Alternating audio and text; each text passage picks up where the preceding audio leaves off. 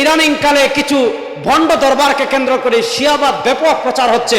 আপনারা বাংলাদেশে দেখেছেন এবছর 18 জিলহজ খুব ঘটা করে ঈদে গাদির এরকম পালন হয়েছে, ঢাকায় পালন হয়েছে, চট্টগ্রামে জুলুস বের হয়েছে। তো ঈদে গাদির এরকম নামক একটা অনুষ্ঠান ঢাকায় জাতীয় প্রেস ক্লাবে হয়েছিল।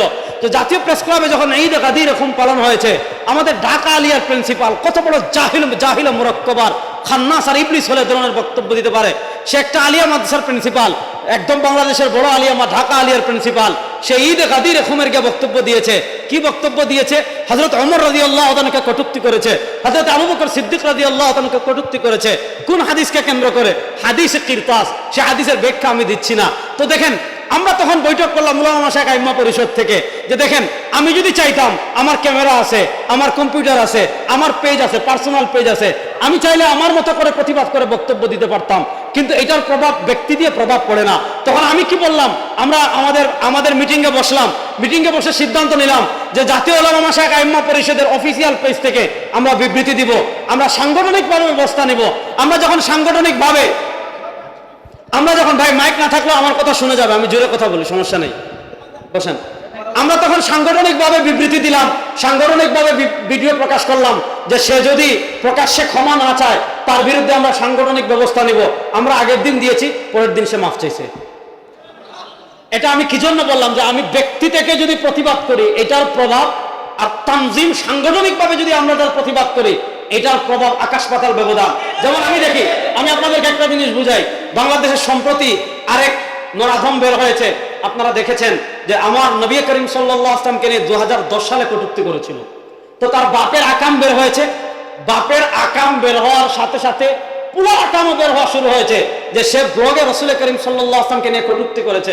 দেখেন, আমরা ফেসবুকে আমাদের বিভিন্ন জায়গা থেকে সবাই প্রতিবাদ করেছি, কিন্তু কানে লাগে নাই। আমরা যখন প্রথম ফেসবুকে প্রতিবাদ করলাম, সারা বাংলাদেশের উলামা কেরাম লেখালেখি শুরু করেছেন। সে উল্টা হুমকি দিয়েছে। কি হুমকি দিয়েছে?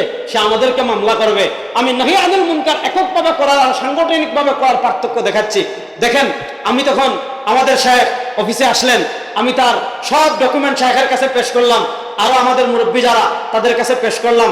গত পরশু আমাদের ইসলামী যুব আন্দোলন মিছিলের কি করেছে, কর্মসূচি দিয়েছে, মাঠে নামার কর্মসূচি দিয়েছে।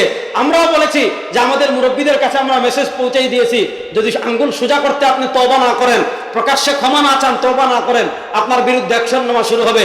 যখনই সাংগঠনিক বিবৃতি আসা শুরু হয়েছে, গতকাল থেকে নিজেকে বড় মুসলমান প্রকাশ করে স্ট্যাটাস দিয়ে দিয়েছে। তার স্ট্যাটাস কবুল হবে কিনা, শাতিমা রাসূলের তওবা কবুল হবে কিনা, এই ব্যাপারে আমি যাচ্ছি না। আমি শুধু আপনাদেরকে এই জিনিসটা বুঝাতে চাচ্ছি, আপনি যদি নহি আনিল মুনকারের কথা আমরা বড় গলায় কথা বলি, অবশ্যই এটা আমাদের দায়িত্ব। আপনি এককভাবে যদি নহি আনিল মুনকার করেন, যেমন আপনি মনে করেন আপনাদের জামালপুরে একটা বড় সমস্যা আমি জানি, সরিষাবাড়িতে কাদিয়ানীদের আস্তানা আছে। ভালো করে শুনেন, এখানে মুফতি আবুল কাসিম হামিদুল্লাহ আমাদের সকলের মুরব্বী, এবং তার সাথে আরেকটা নিসবত হলো তিনি আমার আব্বার ছাত্র। এজন্য আমি ভালো করে শুনেন, উনি এককভাবে বিবৃতি দিয়েছেন, আমি ওনাকে খাটো করছি না, নাউযুবিল্লাহি মিন যালিক। উনি এককভাবে বিবৃতি দিয়েছেন, প্রশাসন যতটা নিবে।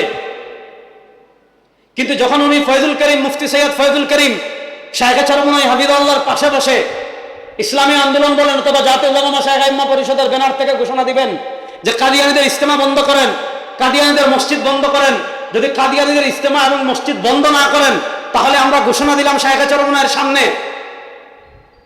আমরা কর্মসূচি দিতে বাধ্য হব। বলেন প্রশাসন নড়বে কি নড়বে না?